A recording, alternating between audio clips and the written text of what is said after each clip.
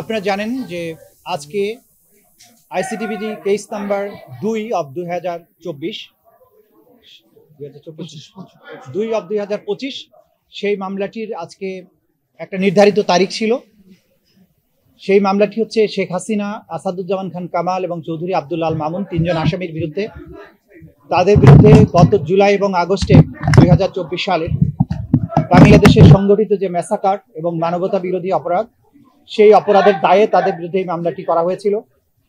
দীর্ঘ পথ পরিক্রমা শেষে, সাক্ষ্য গ্রহণ শেষে, উভয় পক্ষের যুক্তিতর্ক শেষে সেই মামলাটি এখন রায়ের জন্য প্রস্তুত হয়েছে। আজকে মাননীয় আদালত এই মামলাটির রায় ঘোষণার জন্য আগামী 17ই নভেম্বর সোমবার দিন নির্ধারিত করেছেন। ইনশাল্লাহ আগামী 17ই নভেম্বর সোমবার এই মামলাটির রায় ঘোষিত হবে।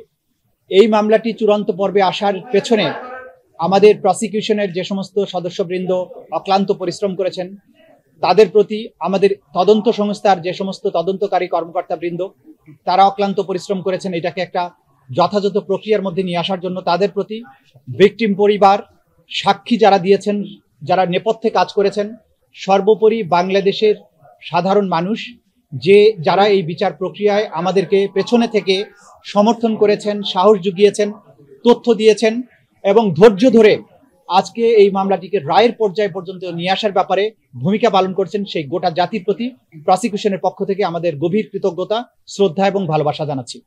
আমরা অঙ্গীকার করেছিলাম যে যারাই বাংলাদেশে যত শক্তিশালী হোক না কেন, যদি কেউ অপরাধ করে, মানবতা বিরোধী অপরাধ করে, তাদেরকে সঠিক পন্থায় বিচারের মুখোমুখি করা হবে এবং তাদের আইন অনুযায়ী যে প্রাপ্য সেটা তাদেরকে বুঝিয়ে দেওয়া হবে।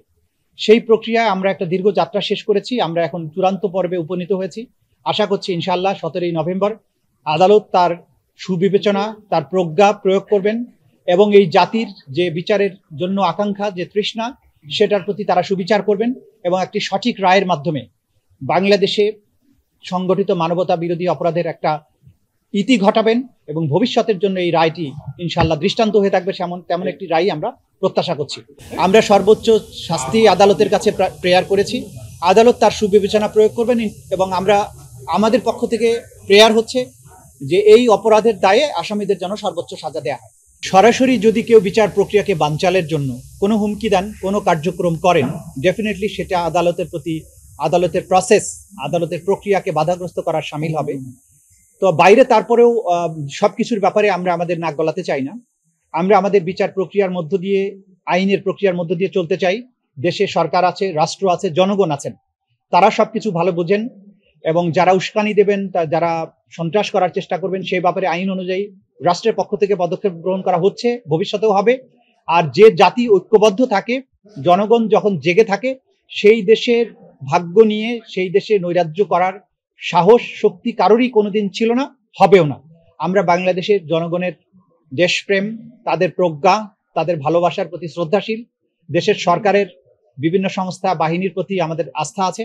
আমরা আশা করি যা কিছু বিচ্ছিন্নভাবে ঘটছে সেগুলো কোনোই প্রভাব কোনো জায়গায় পড়বে না এবং সবকিছু স্মুথলি হবে, বাংলাদেশ সামনে এগিয়ে যাবে। তারা যা খুশি প্রশ্নবিদ্ধ করার চেষ্টা করতে পারেন।